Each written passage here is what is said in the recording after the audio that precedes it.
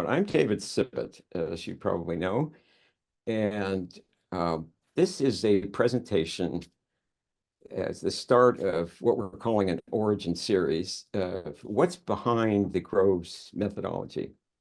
And the team performance model, which you see here behind me on an actual board, is one of our most widely used tools. Also, what I'll be sharing about are two people who've had an enormous influence in my life. Alan Drexler, who is now passed away. He passed away in 2017, but he was a consultant on the West Coast, on the East Coast in Annapolis, and lived and breathed teams. And he's the person from whom I learned the most about teaming and how to think about teams. And the second is Arthur M. Young, who has been the person who articulated the theory of process, which I've been working with since 1976, and really it lies behind a lot of the Groves work. But normally we are looking at the application level of these kinds of things and not the underlying theory. And so this is a presentation to really, those of you who know about the team performance model or interested in it or interested in process work will, I hope, find this interesting. Now I'm going to do it in three pieces. First off, I'm assuming some of you may not be completely familiar with the team performance system. So a couple slides where I'm going to go over, what the team performance system is. And then I'm going to go into what the system is, the origin story of team performance itself and Alan Drexler. And at that point, we'll then have questions in chat, and Eric and Joran will be posing the questions to me, and then I'll respond. And finally, we're going to dive into the model itself, and I'm going to share how the theory of process informed the full model, and graphically how we decided to illustrate it and why. So that by the end of this time, you should have a full understanding of how this all works.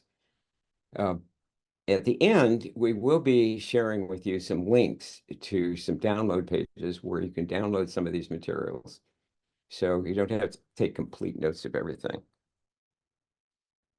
Let me start with what is the team performance system. And here you see behind me and also in the share screen, sort of the canonical model of, some people call this the bouncing ball model. It's the arc of process from process theory.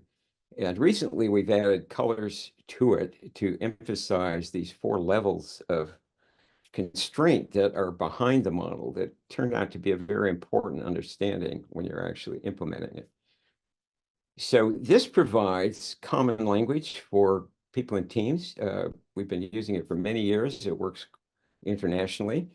And it turns out that these 7 challenges are pretty archetypal. What is not archetypal, as we will find out, are how people meet those challenges. The actual practices that people use are as varied as the many kinds of music that people can play with a keyboard. So the next thing is an online confidential survey as part of the system. And when you go online for this, one of the first things that you're asked is, how interdependent is the team? And I want to start here because one of the things I learned from Alan, and he just repeated and repeated this, is that it's really not a good use of time to invest a lot in team development if people don't have to cooperate to get their work done. And so interdependence is the word for how much actual cooperation. So for instance, a surgical team has to be very interdependent, but people who work in a call center don't have to be. They're more working for a manager and have clear goals. And many times these work groups are called teams, so it's a little bit confusing using the word, but we're using the word teaming to mean those situations where people really need to cooperate. And this is an example of how the answers are recorded as little dots on scales. So the next is the report that you get as part of the system, and it compiles all the different scores based on the 7 challenges. And then this goes to a page for each one of the 7 challenges. This one is the trust challenge. And there are 3 questions in the short form and 6 in the long form.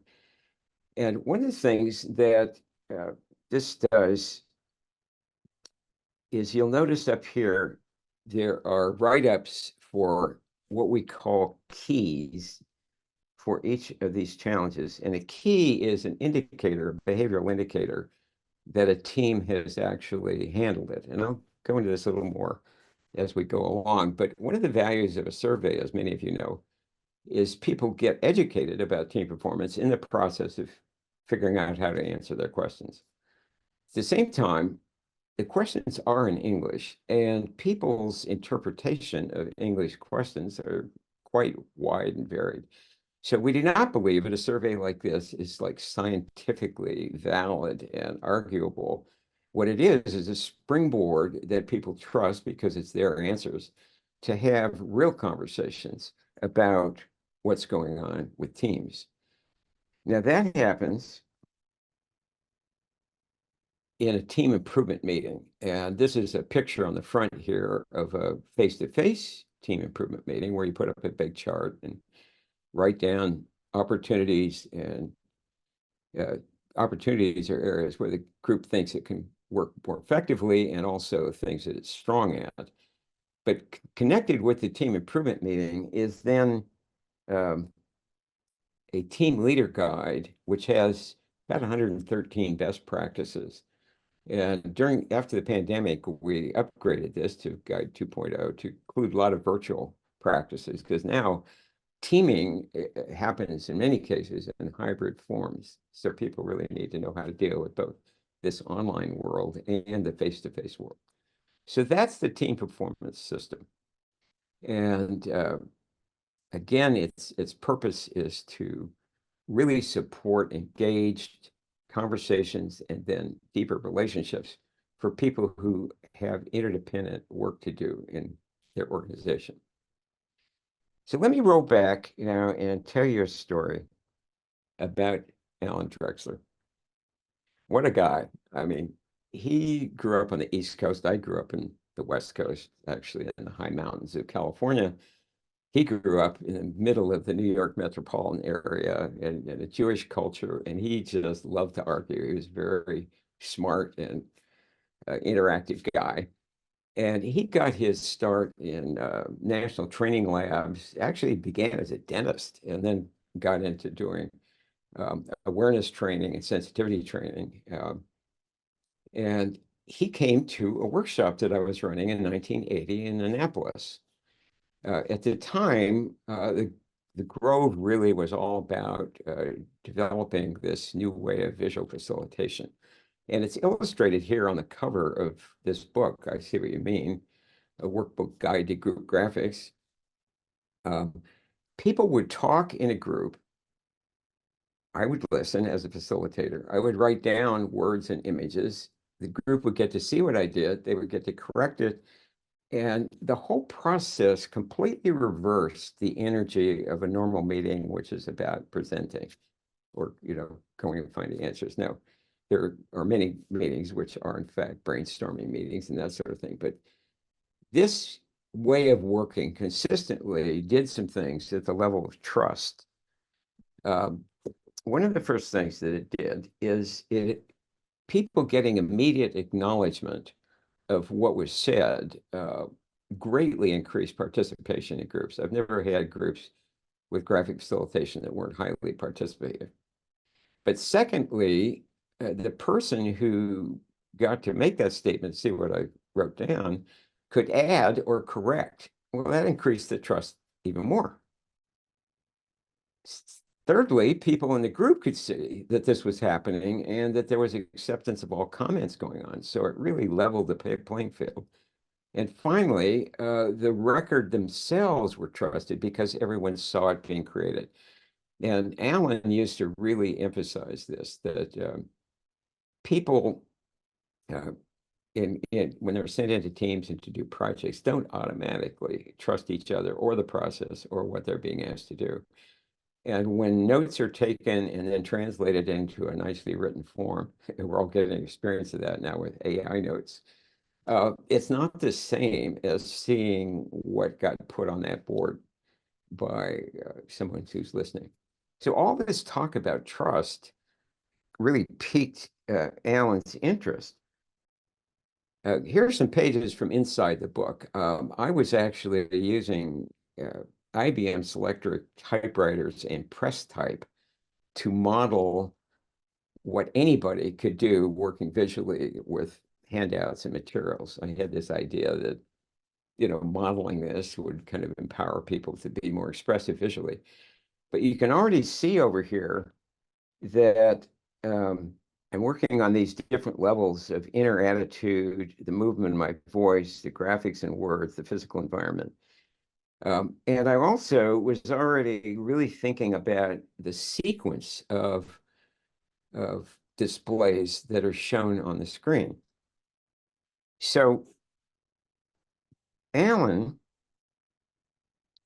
in the break, came up and he got a piece of paper and he said, I want to share with you how we think about teaming. I think you'll be really interested because you're talking about trust so much and what happens in the group. Well, we found out working with Jack Gibb at NTL and then Marvin Weisbord, Alan and Marvin, by the way, worked together for about 10 years. I actually had a chance to talk to Marvin this week, and he's 93 now, but he's the person who really then went on from doing teamwork to doing search conferences and has been an enormous contributor to the field of OD. He learned, I found out, from Bill Dyer, who taught out of the University of Utah. So Alan on the piece of paper started drawing. He says, when people come into a group, the first thing they do is answer why. Now, any of you who've been watching TED Talks and other stuff know that the importance of purpose is well defined now. It's really a starting point for people doing things. If people get a good answer to why they're together, they then immediately want to know who they're working with. And I even think there's a book, Blink or something, talking about how sensitive people are to feelings about each other. And so right away, you gauge a group when you walk in, if you don't know them, even on a Zoom call, searching through the gallery and see who's there. If you don't get a good answer to this, you may go back to why are we here, or even leave the meeting.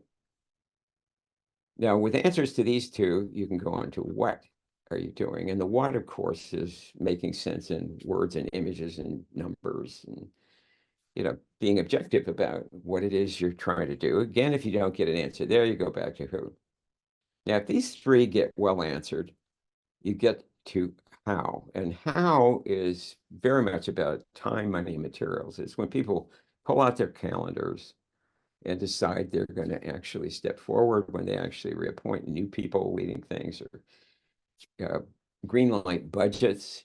That's when you've got a viable project or group process. And again, if that isn't clear, you go back to what, you go all the way back down the ladder. And Alan had been using this model very successfully with a wide range of companies. And he stressed when he was talking, he says that what's really important to understand is that the gate to this whole business of being effective as a team is how much people trust each other.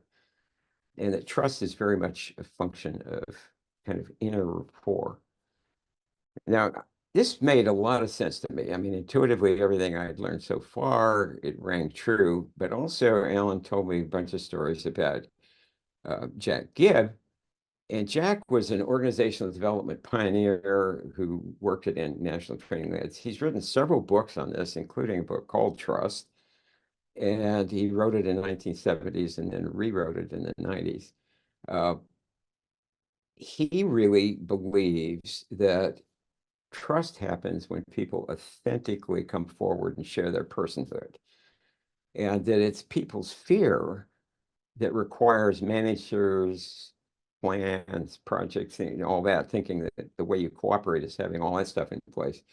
He felt that the way you really cooperate is have people really kind of connecting and knowing each other at a personal level. And Alan and Marv had shared this model. They worked Alan had worked with Gibb at NTL. They were both seasoned organizational consultants. They tested this in the field. They worked a lot with matrix organizations where you have dual reporting. So I was very excited about seeing this model, but I was excited at another level.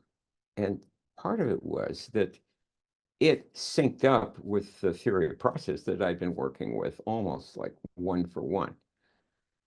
And I also, however, rather immediately had some reactions because this was a workshop on group graphics, thinking visually, and thinking about metaphor. And so one of the first things was I said, it's the wrong metaphor. And Alan kind of, what do you mean the wrong metaphor? And I said, well, this is a classic building block metaphor. And building block metaphors are ubiquitous because we've spent 200 years thinking that objectivity is the superior value and that things that are put in place stay in place. You want to be certain about stuff. And the building block metaphor kind of makes you feel good, makes you feel like, okay, we can construct this, put one thing in place, then get the next thing in place. But that isn't what teams really feel like. Teams feel like this. And if you think about a sports team, a music team, play anything, it's much wilder. And now we've got hybrid people zooming into these meetings. Well, this is hardly a building block kind of challenge. We felt it was a performance challenge. And that's where the name came from. Now, it's also a good example of how English gets misinterpreted. In many organizations, the word performance means you're going to get evaluated and connected to pay and everything else. It doesn't immediately call up creativity of a jazz combo or something like that. But our feeling about the metaphor was that even with that kind of difficulty, people do understand that to get better at performing, you've got to practice. And I'll come back to that. But I had a second thought about this. And the second thought visually was that it was upside down. Now, what do I mean upside down? Well, the Grove had already started using a lot of visual templates and organizing information. And again, I remember I was already working on different levels. We know that human beings, if I can draw, got to get my pen here. Let me draw a little figure here standing on the ground. We were pretty aware that most human beings are upright most of the day. And when you're upright, the ground is down and the sky is up. And you've probably heard the common saying, you know, head in the clouds, feet on the ground. Well, that's because we're very oriented to that. And then, so head in the sky, or if you go all the way up to the cosmos, we've gotten in the habit of showing answers to the why question. Like if you're talking about intention, you're talking about purpose, you're talking about imagination, that these things are all up in the sky. And cartoonists are very good about indicating these. They know these aren't real, so they just point at them and create little auras. They know that how is very grounded. So, of course, you can draw pictures of real things. And so people aren't confused about this dichotomy between some things being really imaginary and some things being real. Even though we lived in a time where the real valid is only that which is objective, people in their everyday experience know that your dreams are also real. I mean, if any of you right now, just for a moment, think about your favorite vacation spot. Just imagine it. Then come back to the Zoom meeting. Now, how does your mind do that? All of us have these light-filled brains that can zoom around and have a lot of freedom. So cartoonists also help with the who. If who, the way Jack Gibb and Ellen were talking, is really about resonance and presence. Cartoonists will show things moving like, if this flock of bird is really in motion and has a lot of energy, they use movement lines to show that. And colors also, of course, uh, show, feeling and movement. And finally, what is a function of text, okay,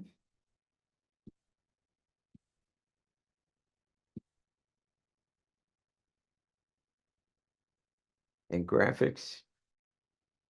And cartoonists are very good about that too. They show most of this stuff in like talk balloons. So text is shown as kind of a flat thing, and generally, if you want to make sure something's conceptual, you would illustrate it as a diagram, a flat kind of diagram. And those were kind of the templates that we were starting to create. So this was all baked in the group graphics workshop. And so the upside down, I say, if you just turn it like that, the real challenge in teams is getting your head out of the clouds and down into the concrete reality. Well, Alan and I had many conversations about it, and he finally agreed that it really made a lot of sense.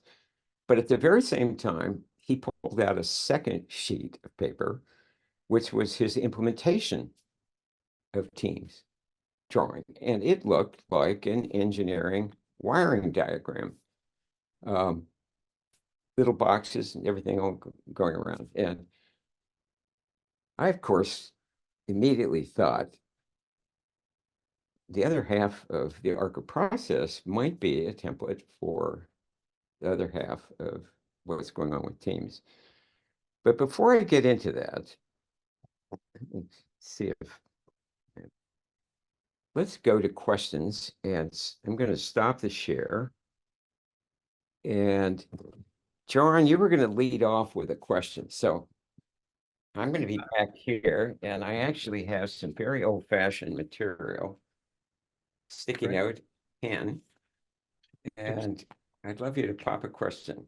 Sure. I'll do one and then I'll kick it over to Eric. The first one is just about the process that you're using on this call. Kevin was wondering, what is it that you're using to draw on your PowerPoint presentation? He's curious.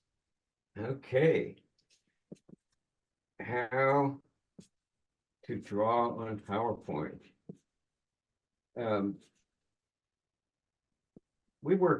Jerry Chang is working with me as a tech host here. We really work to try to figure this out. It turns out that PowerPoint allows you to draw, and down at the very bottom, there's a little menu that pops up, and you have to pick the pen, and you can pick the color, and you can pick the width, and then you can draw. And I use a Wacom tablet, a small Wacom One tablet, and it turns out that that's a pretty decent drawing thing. Now, we also tried doing the whole thing on an iPad, which also allows you to draw. But the difference with iPad was switching on and off Zoom and everything was just not easy. So this way, we have got the presentation showing off of another Zoom account. And I'm talking to you through a teleprompter in the streaming studio we've set up so that you can see these side by side. So sticking with my Wacom, which I knew how to use, and PowerPoint, which I also knew how to draw on, that's what I did. I love it. You're getting a 360 view from Jerry's cam, if you can see that in the studio. Yeah. Thanks for that. So Eric, yes, we had a thank you, and thanks for that first one, Jorn. We had a good question here from Carlos Esteban, who is asking to what extent this model is valid for teams in startups or scale-ups. It's valid for startups or scale-ups. Well, my immediate intuitive response is that's exactly what these first 4 stages are for, is when a team is starting. What looks nice and neat in these first 4 steps here, going down like that, it looks like, oh, all we have to do is kind of come out of the clouds and get down to the ground. But in fact, you've got a trial and error process going on. And so a startup might jump in and start trying to define what they're doing. Say they've got a founder who's got this big idea. And so they lay it all out and you're starting to get into plans and completely skip the step of really connecting with your teammates and who you are in a meaningful, deep way, and may not even be that clear about the purpose. And so it could be that in the startup stage, it's really a trial and error process until all 4 of these things kind of come together down here. Now, what I would think one of the real values in understanding these 4 different levels is that when you get these 4 working together, your ability to then implement is greatly increased. One of the things we found in the early days of facilitation was that you remember when the Japanese kind of took over car manufacturing in the 70s and scared the heck out of American companies. They had a belief that if you spent more time getting everybody sorted in the beginning, you could actually implement much faster. The American companies would tend to want to move to implementation very quickly, and then they'd have to backtrack a whole bunch. So I think for startups and scale-ups, nailing these things would actually be a huge advantage. And as I go into the second half, you can see how it can then provide a roadmap for where do you go after that. Do you have another one, Joran? We have enough time here. I do, yeah. And I'm liking this one. This was from, let's see, this was from Diane Quincy. It says, these days, how might we make a case with groups for using these types of graphic charting with paper on the walls? Because her question is, it can be viewed as outdated or suspect. Yeah. The graphics outdated. Well, I've been living in this argument for quite a while. In 1980, the OD Network had one of the first computer conferences. And it was Collaborate 98. It was in the middle of the internet boom. And I had to write an essay and then agree to log on 3 times a day for a week. So I was the keynoter in a old-fashioned computer conference. And I had 3 hypotheses. The one that's relevant here was that there are going to be fewer face-to-face meetings, but they're going to be even more important. Because people really do need to, it benefits from people actually knowing each other. And when I checked it out, a lot of people who work in very distributed sales teams were saying their annual get-together turns out to be an extremely important part of their effectiveness. So I actually believe that face-to-face meetings are really important, even more important with how zoomed out people are. And companies may feel like it's not worth the expense.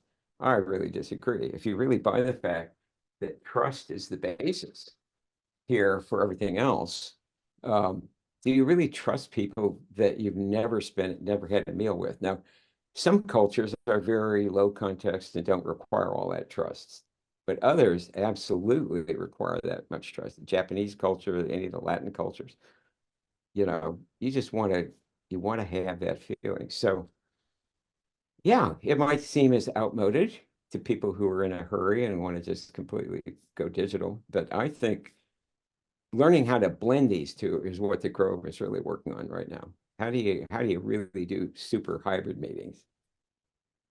Let's take one more question. Yeah, and I can do that, David. There's a question from Karen here.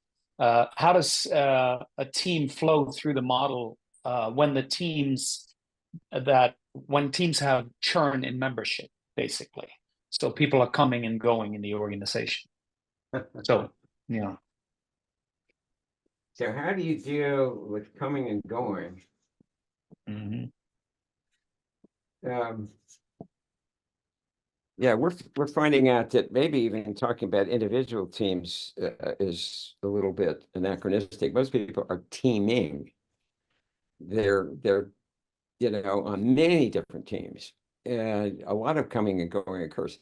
I would argue that it's even more important to have a shared language when you're coming and going.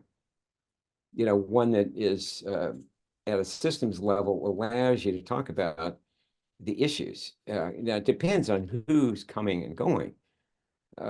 If some of your key competency is coming and going and it's really affecting implementation, then you got to talk about it.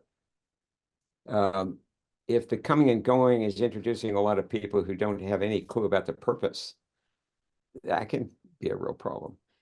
And so I think what it does is it puts even more emphasis in the level of communication that you're going to have. And I think I think I'm a little bit attached to this idea, that being visual might actually help. Because you could, on the coming and going, pull out a record from a past meeting and point at it and say, here's what we did. Pop, pop, pop, pop, pop.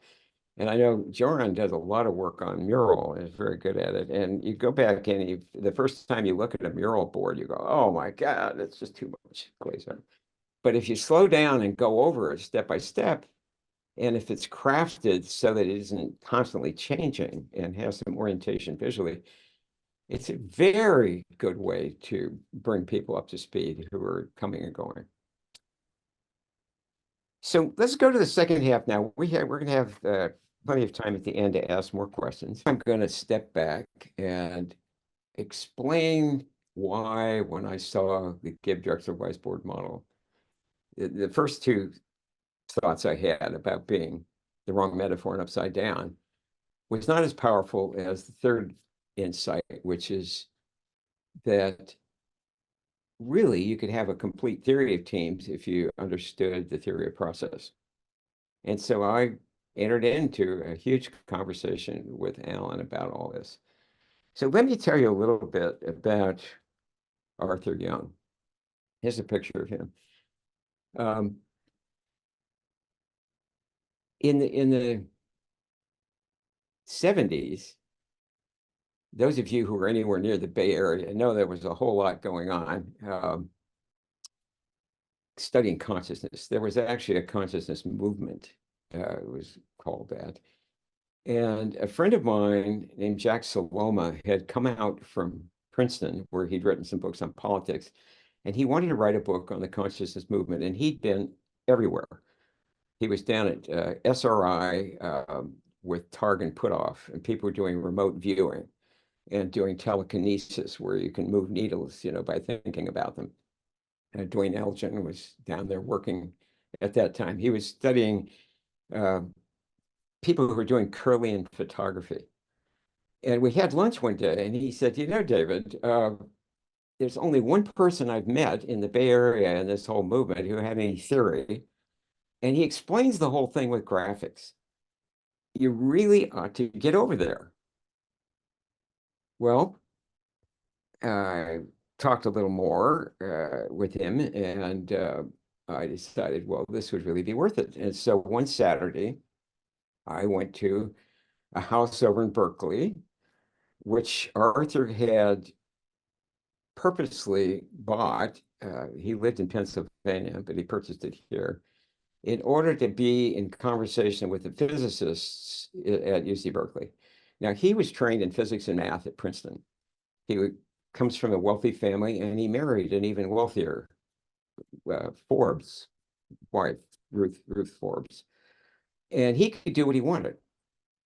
And he thought, I want to develop a theory of everything, like all the people in physics really wanted to do at the time. And those of you who studied science probably know that there's a whole set of mathematics around gravitation, understanding gravitation and Newton. And there's a whole other set of mathematics around electromagnetism.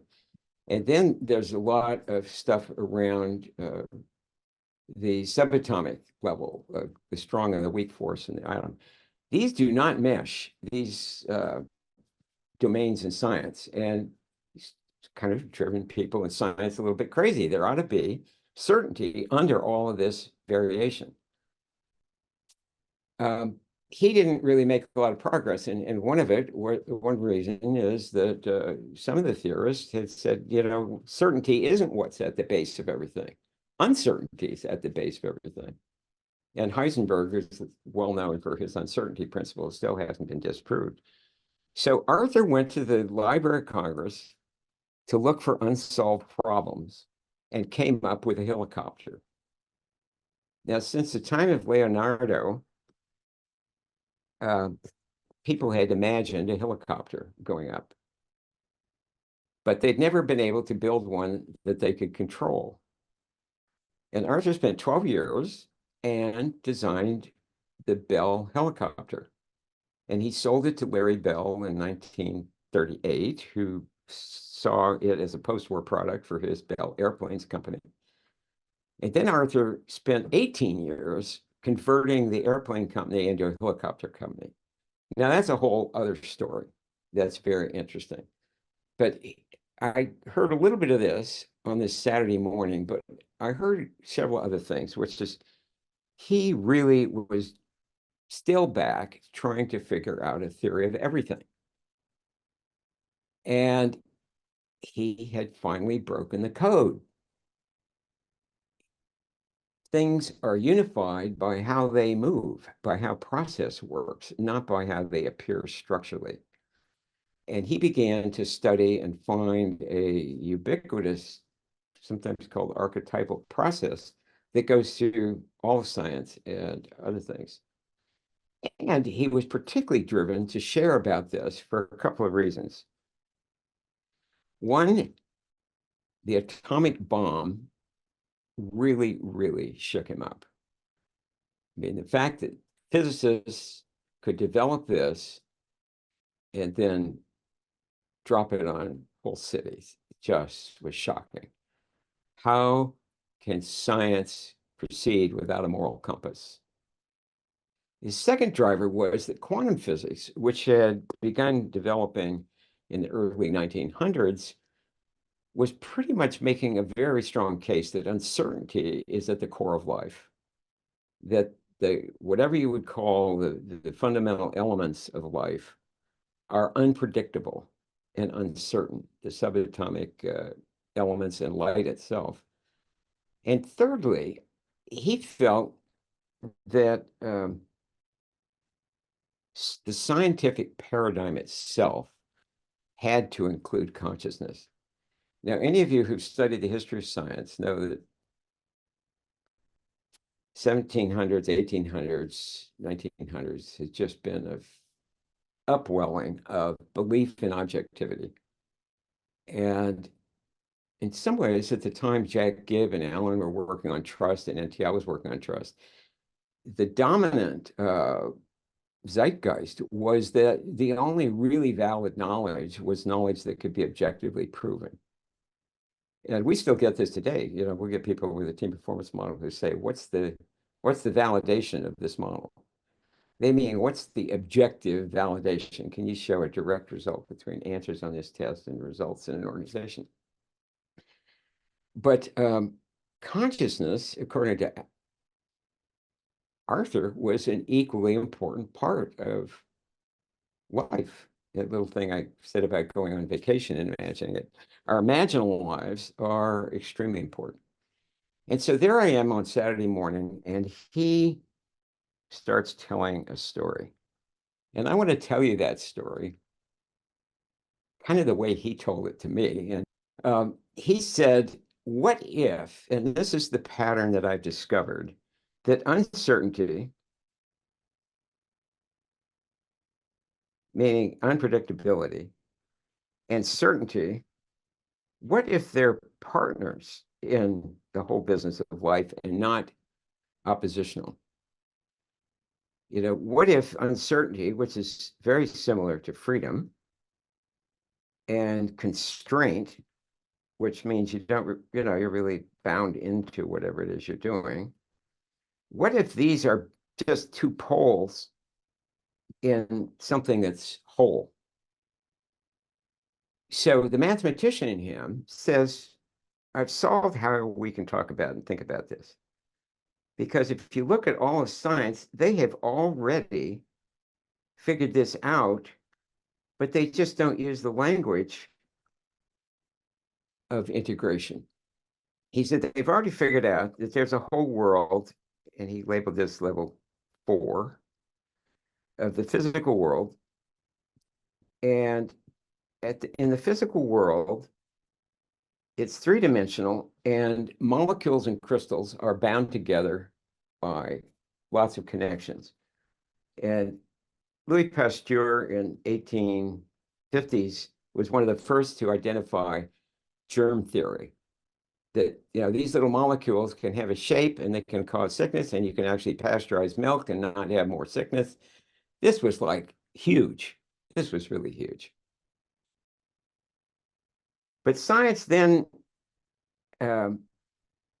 before that, Darwin, of course, had already imagined that some of this stuff in the world had figured out how to grow and were plants, and that an evolutionary process was possible where plants systems developed arms and legs and became animal systems and eventually became human systems.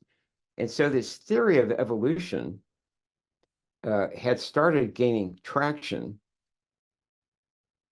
And in an objectivist kind of culture, the arguments were, this is how it happens. There's variation down here in these molecules, and some of them figure out chaining in the DNA, and then some of them have arms and legs in the proteins, and now they can make complicated things that can fly and move around. And then humans, with their great big brain, have figured out how to integrate past and future through symbols, and basically figured things out. So this whole story of evolution, which is a narrative, of course, which you can challenge, but that was fairly well established. But for objective scientists, they just want to know, well, what's under all this?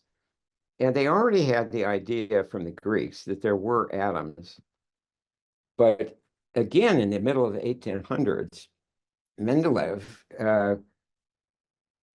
figured out that with all the data that was coming in from all the experimentation with different kinds of molecules, that they fell into very regular patterns. And they imagined that these little atoms had different weights and that they repeated in octaves. And out came this very organized atomic table. Now, it wasn't complete when Mendeleev brought it forward. It was then completed in later with some of the newer materials, but it actually provided a way to project what was possible. And you can imagine the excitement if you were in science at that time, that, boy, we're really developing the keys to the universe. So there must be an even more fundamental way of understanding it. And they already knew from Newton that there were fundamental forces. And turns out there are 4 fundamental forces, which I mentioned before. One is gravity, one is electromagnetism, and the strong and the weak force inside the atom. Now, they knew about this stuff because they could actually measure it. I mean, this stuff left physical traces in the bubble chambers. I actually studied physics. Initially, I was part of the Sputnik generation, where there was a lot of emphasis on, become a scientist. We got to catch up, all that kind of thing. And I got caught up in that, and I went into college as a physicist. And I changed it in English after I realized how much work it would take to actually continue to be a scientist. But they were able to measure these things, but they projected that these forces actually were what controlled and shaped the atom in terms of giving off electrons and not, and that affected the bonding in the molecules. Now, this may seem a little technical in science, but I'll get to the point here in a second. At the very basis, in an objective kind of view of life, the most fundamental they could get was the photon or the light particle. And it was very interesting when Einstein was trying to explain photographic effects, when he projected that photons could carry energy. Well, what Arthur then said, he turned around from his blackboard and he says, this is what science has come up with as a set of narratives. But what they're neglecting to see is that each of these levels has a very different set of characteristics in terms of how much constraint there is. When you go up to the level of atoms, this is really symbolic reality in that nobody saw an atom. The atoms were actually calculated. And in symbolic reality, you only have two dimensions of constraint and one's free. Now, if you studied how language works, and graphic facilitation is very much about language. If I say the sentence, dog bites man, you probably think I'm talking clearly, because dog, subject, bites, verb, man, object, you know by the order of the sentence, which is one constraint. You also know that there's a definition for dog and man generally. Dog has 4 legs, generally, fur, etc., teeth. But your experience with that word is a free card. It's a wild card. Now, if you just think right now, when I say the word dog, what did you imagine? Well, I imagine my Bernie Doodle. Somebody else is going to imagine a German Shepherd. Somebody else's Dachshund, whatever. I mean, there's this huge variety of connotations that we give to words. So any symbolic system, graphics, text, or whatever, all has a free wild card around how people have experienced that symbol, because symbols only have meaning in relationship to how we've experienced them. Now, fundamental forces, they don't have any weight. They don't have any width. They are not physical in the sense of molecules at all. What they have is direction. And energy fields, we call this energy, has intensity and charge, but not any of these other constraints. So it's only constrained really in the direction it's going. If it's going in one direction, it's kind of a plus charge, and they would measure these things with big magnets. Some things would zip off in the bubble chamber going one way, and then they'd zip off another way, and then they would be named another kind of particle. And this orientation to objectivity didn't keep scientists from naming everything and kind of imagining it. It was really solid, but it isn't solid. And finally, light is completely free, pretty much. I mean, people even argue about the speed of light, but light can show up as a particle, it can show up as a wave. All that was going on in science. And so this is all really imaginal here at this top level. And the flip that Arthur made in this seminar is he says, what if light is the same thing that mystics were talking about when they talked about will or divine spark or whatever?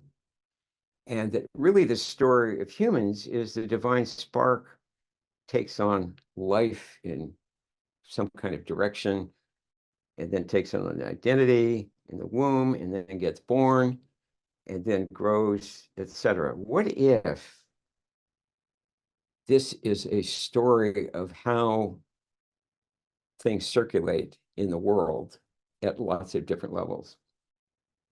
Well, I was raised a minister's kid, and my dad was pretty much of a mystic. So I accepted these imaginal realms. I was studying physics, so I accepted the other one. But at the time I was in that seminar, I felt like I was really split. in two very different worlds. And all of a sudden, Arthur was putting these together and giving a common language. So over the years, several of his students and I developed a poster, which is going to be available to you in the download. Not only this image, but the whole story of Arthur Young is in this brochure that we made. This was the scheme that was baked into my head at the time that I met Alan. That potential symbolized by light would bind into a direction symbolized by the forces, would bind into identity in the atoms, and finally combine together in molecules, and learn how to grow in the plant world, move in the animal world, and have dominion as humans. So the story was that in life, there is a technically called a toroidal pattern of moving into constraint and overcoming constraint to regain freedom, moving into the core and then coming out again. And I immediately saw this Gibb Drexler Weisbord model as being an echo of this universal pattern. Now, we renamed these 4 levels to teach facilitators to think about it as awareness, energy, information, and operations. And this spells AEIO, which are vowels. And the U is you. And so what we realized is the facilitators have to manage these 4 levels. Anybody who's a team leader, anybody who's a team participant, you're moving through these 4 levels of awareness all the time. And they have different rules, just like in science. These 4 modalities are different in the way you treat them and the kind of practices you use to deal with them. Well, I immediately saw, here's how the model fit, that it was really a team performance evolving over time model, and that the why question was really up there in people's awareness and imagination. And that the who question was really all about entering into the energy field of the group, your own authenticity, your own sharing. The what is identifying things on charts and symbols, and the how is down on the ground, concrete reality. And that's what it takes to create a team, is one way or another going through those 4. The second half of the argument took a little more time. Alan really kind of got this. He was very excited about it. We had 10 years of conversation. Here are some of my notes in my journal during that time. We tried all kinds of things. And we realized that really to communicate this, we had to get every little word correct and have it really translate. So the first thing we agreed on was implementation starts when you discover the sequence. And in common language, we say who does what, when, and where. And that's exactly what plants discovered, is with the DNA, is when you get a project roadmap going, that's like figuring out the DNA of the team. That when the team then masters that process, it's a wow experience. It's a flow state experience. You're back up into energy. You're into flowing, and you also got more uncertainty. And finally, because there's a lot more uncertainty in a high performance state, you may have to repeat this whole process and ask why continue and renew it.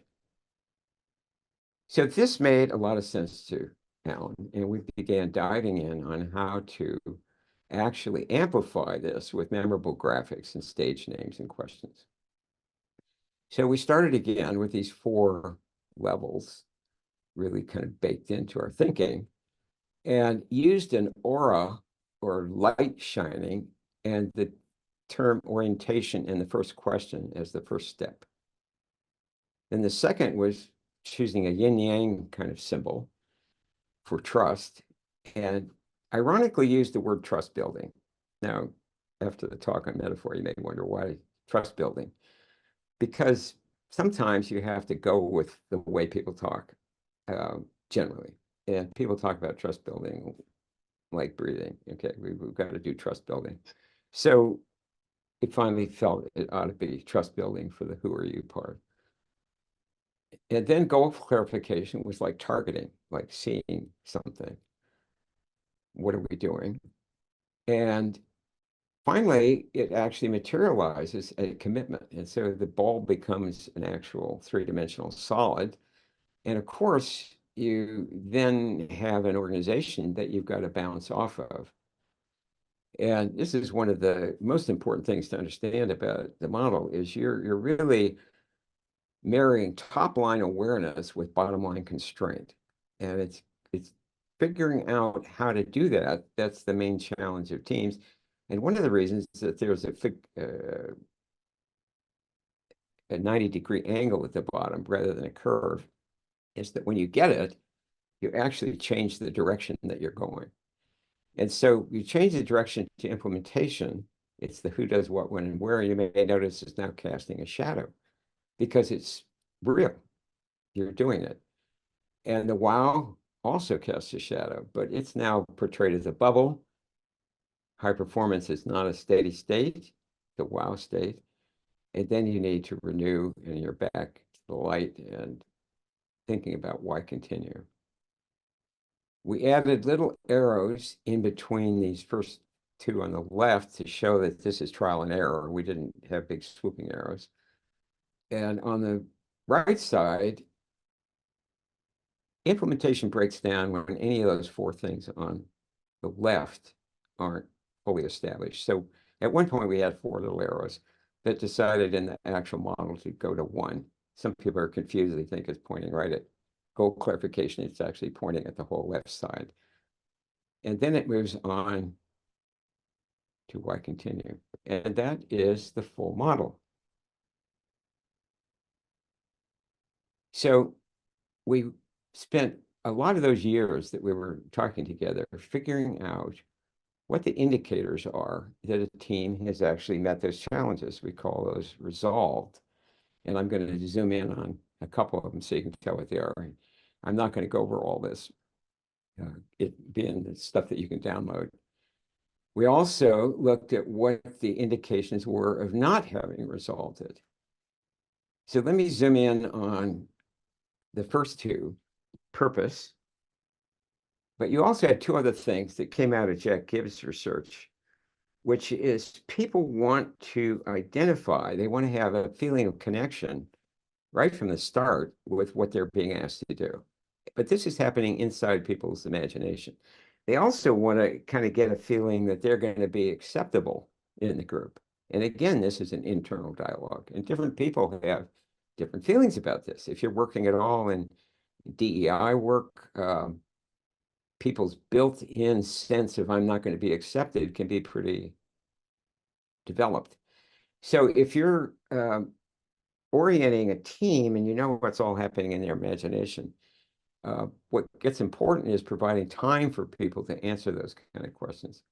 And the questionnaire actually gets people to think about that. And trust building, the resolved ones are mutual regard, which seems pretty straightforward. That's the, I really respect you. And forthrightness and reliability. Reliability is the competence, the right competence on the team. The forthrightness, interesting enough, is an Americanism. When I shared this with my French colleague, Myriam-Louise Saget, she says French are not forthright at stage 2. They just aren't. Maybe at 5. But in the West Coast where we were mostly working, one indication that people trust is that they're open. So what openness means is very culture bound. When they don't have it, they'll have caution, mistrust, and facade. So as we work through this 10 years of looking at all these resolved and unresolved, we did finally get to the full model, which now with the color, and again, bringing the AEIO back in, looks like this, and you'll be able to download that on our site. I want to kind of end here with this idea of the practices. I mentioned before that the 7 challenges are really pretty tested as being archetypal, but practices are very culture bound, particularly at the top levels, around how people's awareness works and how they handle energy. How you build trust varies widely. The key thing is to pay attention to that and start building a playbook of activities. That's why the why continue is so important, is getting people to go back and spend time looking at how they did it the last time. And again, this whole idea of thinking in process terms means you're not thinking about engineering structures. You're thinking about performance flows. We actually now in teaching facilitation call these AEIO the 4 flows. And these 4 flows are going on all the time, but they have different rules. The 3-dimensional physical flow, the information flow, the energy flow, and the awareness flow are all different. Now, this system has a couple of takeaways. This is my summary. The purpose is to grow trust and process awareness. That's what you're trying to do with the team performance system. Informal contracting creates safety. Alan just underlined that you don't do surveys like this or use systems like this if people think they're getting evaluated for performance, for actual promotion and that kind of thing. What you want to do is make sure the team leader knows that they may have some questions about themselves that might be quite pointed, and the team needs to know what the purpose is of taking the survey and then having a team improvement meeting. That subjective answers need interpretation, that the report does not tell you what's going on with the team. It tells you some things, it gives you clues, but it's the discussion around what was behind people's answers that's the real juice in this system. That when you have open conversation, then people feel more connected. And finally, people trust data that they generate. So this turns out to be a very, very trustworthy system. It's not an outside expert telling you this is the way you do things or not do things. It does say there are these archetypal universal challenges, and there's a basic structure of moving from freedom to constraint, to overcome the constraints to regain freedom and bounds. And of course, you don't have to do that. You can go down here and just blub along the ground and hire and fire people and make money and do other stuff and not really be evolving. So this is in a way, a team evolution model. But just to give you a sense of how widespread it is, here are some of the companies that have institutionalized this way of working. And it's a wide spectrum. We were really pleased when the UN actually took it on. We did a lot of development work all during the 90s, worked with Mars Corporation. Several of these companies have actually built whole team tools, websites on this. So that's the origin and the theory of this system. And we'd now like to open to questions. Eric, you got a question? I do have a question, and this is what this question came in a little bit earlier from Kevin McGovern, and the question was related to trust, and he said, what definition of trust do you use? How much is that definition provided, or is it created by the clients? So the definition of trust, is it provided, created by clients? Well, Jack Gibb's point of view on this was that trust starts with you trusting yourself and just trusting. That conditional trust is not the same. That the kind of trust that's energetic and engaging is talking to somebody who is comfortable with who they are and is willing to show up and deal with people out of that kind of respect. But companies spend a lot of time trying to define stuff like this.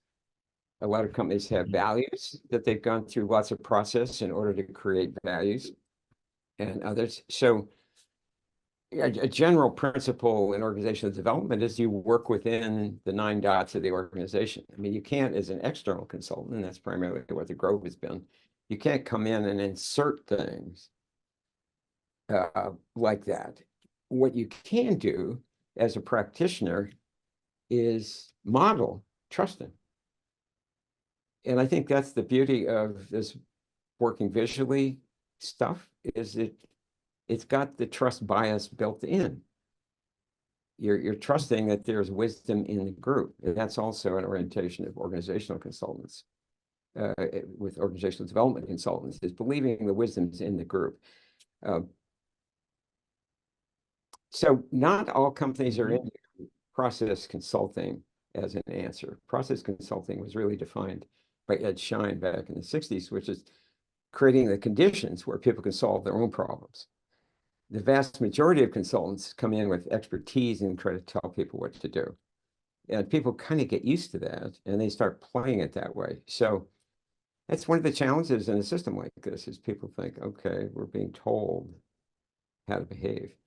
But if you look at the team leader guide or some of these practices, there are many ways to have conversations that support people sharing who they are a little more deeply.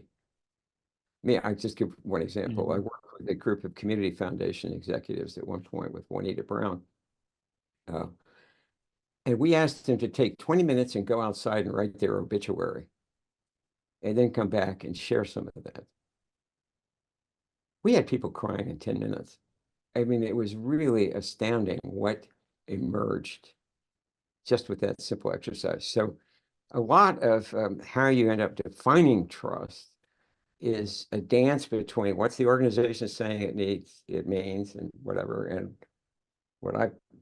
my own feeling is that trust is a matter of the heart. It's a matter of having the guts to be a respectful, loving human being right in the midst of whatever you're doing. And I do think that's possible. So, John, do you have a question? I do. We've got quite a few questions stacked up here. The next one I'm excited to hear your response to is comes from Chris Dewar, and he asks, how do you see artificial intelligence impacting this type of work? Oh boy.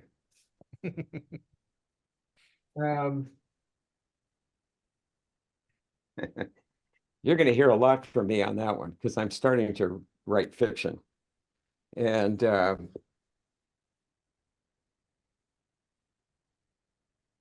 I am really fascinated with the fact that already AI text has a funny feeling about it. I don't know what it is, but I read it and I kind of have the sense that it's packaged in a way that's very different than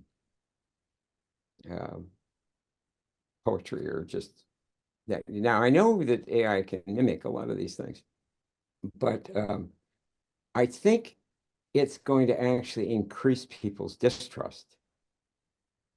And right now, I think we're dealing with a lot of fear. Knowledge workers have sort of felt like, okay, it's not going to, we're going to continue to be okay. I think that we're into a shift that is as massive as that 1800 shift into science and objectivity. We're now moving into reality as a social construction big time. Only reality is a social construction amplified by people with a lot of money who can buy very sophisticated media. So I don't know what the response is, but I do know that it's going to make it important that you know who you know. It's going to make it important to have real relationships. That's always been important, but I think it may become even more important. So I wouldn't dare to predict how it's actually going to work, but we're probably going to work with AI. Like, could we develop an AI subscription system where you could go in and how do you build trust? And suddenly it gives you a bunch of answers. So I think it's a pretty fantastic intellectual assistant if you kind of keep it in its place. But if you're substituting it for policy and people begin to believe in the oracle rather than themselves, there's always that danger. Another question, Eric? Yeah. Let's move on to the next one. Let's see here. The question is on, it's coming here from Grace W. And she says, I love this model because it supports the dynamic nature of agility that is constant. How do we overlay the change management model, and how can we make both more visible in this model? So just comment, Grace, there are a whole bunch of different change management models. So, but maybe David will reflect on that in his answer. It was fascinating when Gisela Wendling and I were invited to give a keynote at one of the first gatherings of the American Association of Change Management Consultants. And at this conference, I was fascinated that there was not one single program on leadership, not a mention of leadership. And there were also none of the normal kinds of things you'd see at an OD network conference or anything on anything having to do with spirituality, nothing about that. That I think this association was supported by ProSci or something. It was a very process management firm. To me, change management is very much operating down at the level of the infrastructure of the organization. And it can be considered very mechanistically, like the whole thing is to get a merger to work more smoothly or to get a new manager in place so that, they do better. Now, it can be approached very sensitively. It can be approached with a lot of attention to people's emotions and that kind of thing. But I'll bet you a lot of change management is sort of like, let's squirt some grease on these gears kind of thing. I don't mean to be disparaging of it, but, organizations do need to work well. And having people, I know we worked with Nike and they had a whole bunch of change managers who would go in and help people deal with all the confusion. So I think it's a really important set of disciplines. It's not the same as a team that's interdependent, aspiring to improve their performance. And particularly if your performance you're trying to improve, let's just say you're working up at this level with culture change. Like Eric, you and I have worked on several large university visioning and change projects. Yeah, there's a change management part of it. But a huge part of it is developing a shared narrative that people are excited about. And what is a shared narrative that has meaning? It's not exactly objective. It's something that vibrates with people. And you get to that point by having lots and lots of conversations. Big summit meetings for 200 of the staff people who'd never had a meeting as staff people. And suddenly the model of, the cabinet is coming and sitting at our tables and listening to us. That had an impact. And you could say that that's change management. And this is, again, it's a word like team building. It's being used a lot for a lot of things. So I'm never quite sure what people are actually trying to do with it. But what I would say that if you overlay the team performance archetype of the V, the bouncing ball, on change management, you probably get a better result. But I bet it emphasizes the objectivity part of it more. I mean, the tools that you would get. I'm just guessing. Yeah, that's great. And David, I can do another one. It's not tightly related, but along the same theme in some sense. And this comes from Kyle Laver. Do you all offer a team performance meeting from? Well, let's see here. I guess the question is about supporting different stages of creating and sustaining in an organization. In other words, you're creating something new, you're sustaining a current activity, I'm assuming here. And Kyle is saying, I work as a senior OD consultant at UVA, and we are often in needs assessments conversation. What to create something? How do you use this model to create something? And I'm assuming creating something is different from sustaining something, and that's what he's getting to here. Whether it's sustaining some activity that's ongoing or creating something new. Well, this may not, this question of how do you create, this may not be a direct answer, but I think of this model in a general class of models that there are two metaphors that really work for me. One is the metaphor of these being lenses, different lenses. In other words, if you think of them as lenses, the real world has all this stuff going on. So how do you make sense out of something that's got all this stuff going on? So you're now thinking, I'm going to look at creating a team. So you hold the model up in your mind and think of it as lenses, and you start looking, I wonder what we're doing around trust. And I've got these keys. And what are we doing around goal clarification and all the other things?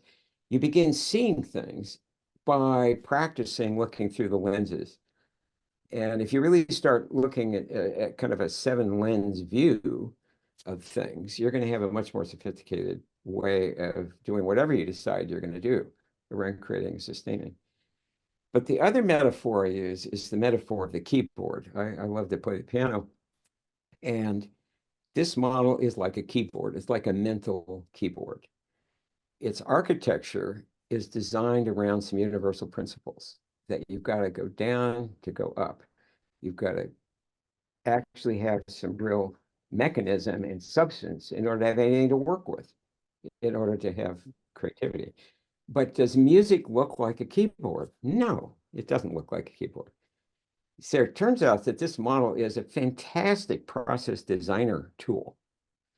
When we worked with Mars all during the 90s, their core team, which was, they'd gone from decentralization to centralization of their L&D group, they started using this as their go-to design template for all kinds of processes, and just changed the labels. That was what was brilliant about Arthur, is he described it all with geometry. He described it with spatial relationships. I mean, the right angle is not the same as a swoop. The right angle is actually a real change in direction. The levels are 1 degree, 2 degrees, 3 degrees constraint. So it's not an English language label.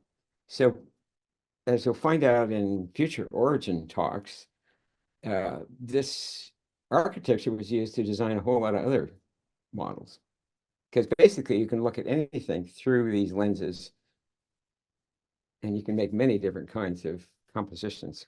I don't know whether that's a direct answer to the question, but basically it's extremely useful as a creativity tool. Okay. Thank you. With that, I pass it to Jordan. Yeah. Well, yeah. Do you have time for one more question, David? Yes, we do. Okay. And then you're on. You can just keep going and talking about the afterwards. Okay. We've got a couple here from Holger, and I will kind of make this the last one because it is, I think, a really great one and a big picture question. He says, David, the TPM is much more than a model. It's based on a philosophy of the universe and the key to unlock universal power within a team and organization. He asks, what do you think? Why is the toroidal pattern and the theory of process hardly ever received and taught? Is the time not yet ripe? Is it too esoteric in a scientific or materialistic world? Well, sounds like there's an answer embedded in the question.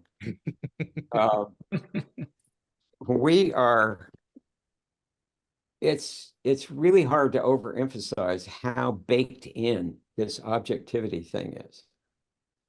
That things have to have physical evidence to be valid, that they have to be material to be valid, I really deeply believe it's a both and world, that you can't devalue the material. You can't devalue needing to make money. You can't devalue needing sewers and, medical, procedures that work. But if you scrape off purpose and intention and love and those top layers, what do you have left? You have a kind of a hollow kind of setup. And so one of the reasons I think it's not taught is that you've got a lot of people with PhDs and positions in school who made it on the old objective ladder. And, I'm seeing Eric nod here. He was the dean of a business school. And the fact that the English language is subject object, it means you can't speak English without turning things into objects. So it's a much more pervasive challenge. People who accept the fact that there's a attentional level at the top that is without form, then continue to use a bunch of transformational language to talk about it. That's kind of ironic, isn't it? I mean, I really kind of like the way the Sufis do it. They say, well, what about God? And they go, shh, don't talk about it. So I think it'll continue to be a problem. The toroidal process he's talking about, I'm going to leave that to let the brochure answer that. And Joran, can you share how people are going to be able to download some of this stuff? Because the little brochure on the theory of process will answer some of these questions about what the toroidal thinking really is. Because this is actually a two-dimensional model of something that in 3 dimensions is a circulating system. Notice how easy it is to make this gesture. Mm-hmm. It's built into the human psyche. So where are we going with this, Sharon? Yeah, I know we're right at the bottom of the hour and some people have had to drop off. I know we still have 104 people in the room. So for those of you who have stayed, I'm going to actually put this link in the chat. Here is the link to download the ebook that David was referring to, the Theory of Process booklet, and includes a centerfold poster. So enjoy that. And we also had... And there were some questions about, are we recording the call? Can I finish the call later? Yes, we are recording the call, and we will be sending that link back out to everyone. The other thing that we're now excited to announce is that we are starting up a monthly call around team performance. We're starting a community of practice, which includes a new LinkedIn group, mailing list, and a monthly call that is available to people who have attended the team performance workshops, the team performance licensees, and also those who are set up as survey administrators. So I'm going to put the link in the chat as well for that new community of practice. We hope that you join us for the first monthly call on June 20th. That's 9 a.m. Pacific, and we will be holding them the third Thursday of every month. And I think what David was... I want to mention that you're actually doing a workshop in August. That's right. If you need to be a workshop graduate in order to join the team performance community of practice, we conveniently have another training coming up. So yeah, that is... Do you have those dates in front of you, David? I don't quite remember what those are. That's August 8th and 9th and 12th and 13th, something like that. Yeah, you can And find also, those on workshop.grove.com. I'll be doing the next Origins talk in August.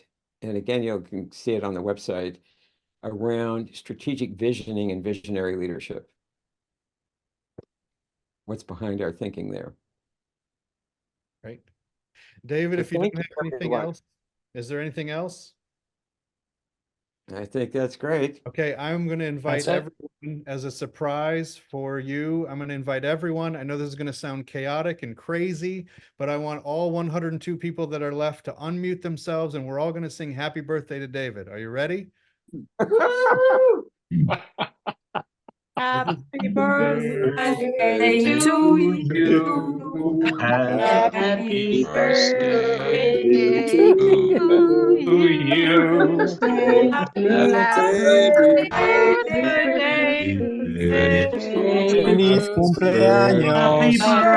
Birthday to you. Felicidades. Feliz cumpleaños. All right. Joyeux Adiós. anniversaire. Thank you everyone for coming. Ciao, ciao. We've got a Adios. couple of hands up here. Thank you. Yeah. Thanks. Happy Thank you, birthday. David from Germany. Thank you, David. All the Thank best. you. Thank you. Thank Bye-bye. you. Bye. Happy Thank you, birthday. David. Bye.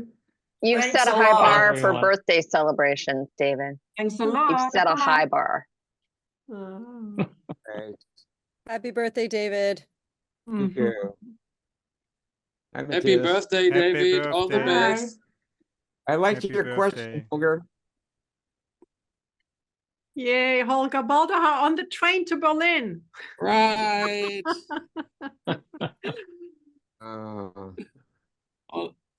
Hope to see you soon. Bye-bye. Thank you. Bye-bye, Holger. Yeah, special thanks to you, Jerry, for all the support you've been given.